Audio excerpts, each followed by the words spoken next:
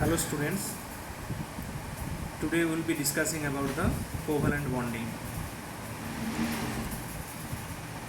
In earlier video we have discussed one thing, that element gets stability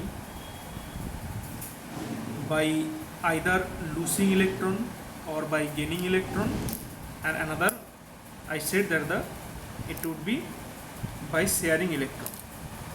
Now here we have to take the help of a pen and paper also to explain that the second mode of transferring of electron, that is the sharing of electron, how the element gets stability.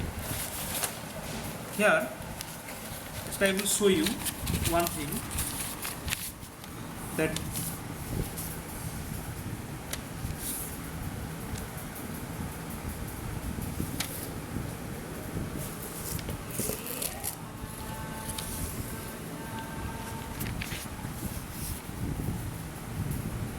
you know that the carbon in its total electron, how many is there? 6.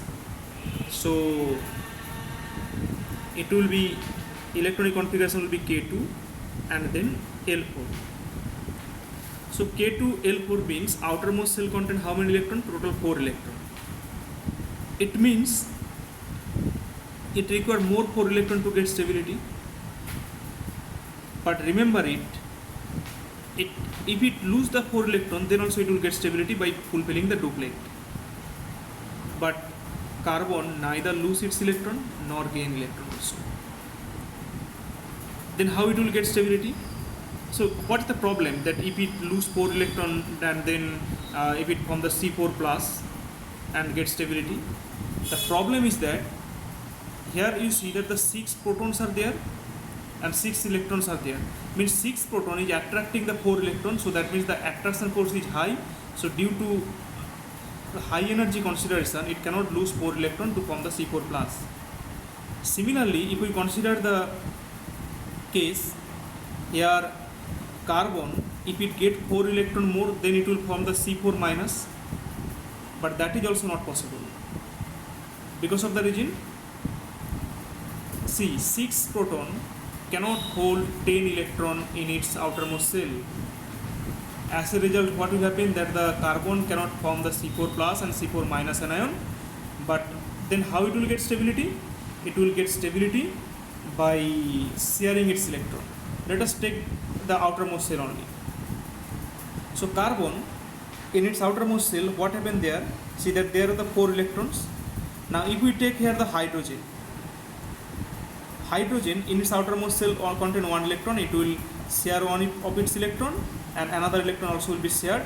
So as a result of what will happen, you see that the carbon is getting total 8 electron in the outermost shell and hydrogen is also getting 2 electron in the outermost shell. So both the carbon and hydrogen get stability and forming the molecule methane.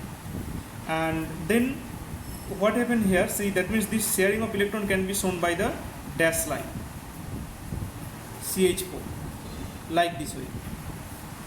Now if we consider that the formation of hydrogen,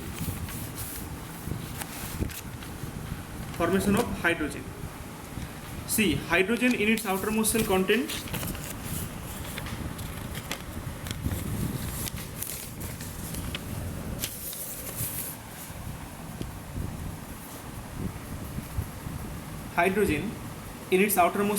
how many electron? Total 1.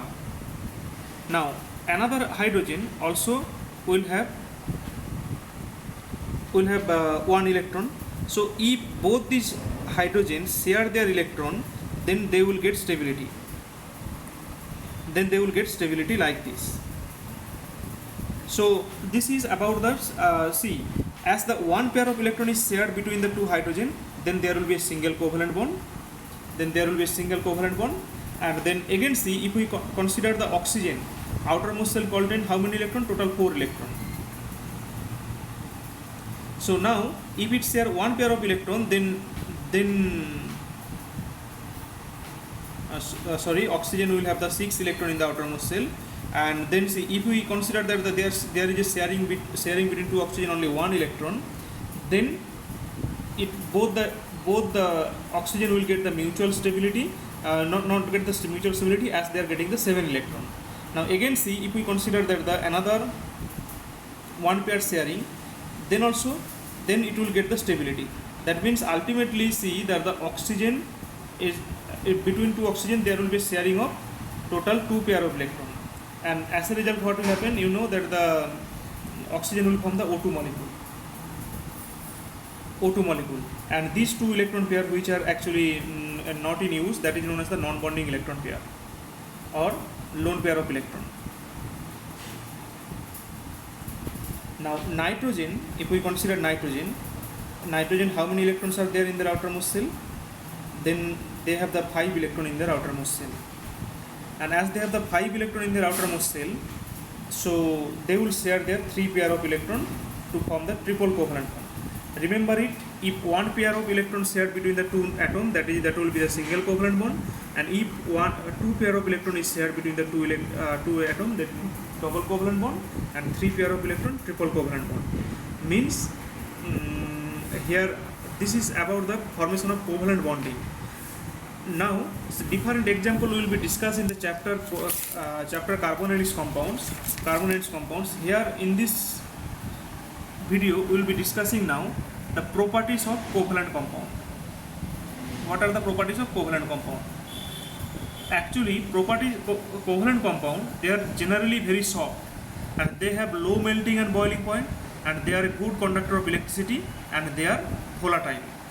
So as there is no attraction between them, so that means they are generally very soft, and they have low melting point and boiling point because the attraction force is very less, and they are non-conductor of electricity because they also have no free electrons, and they are volatile, means easily evaporable. That's all.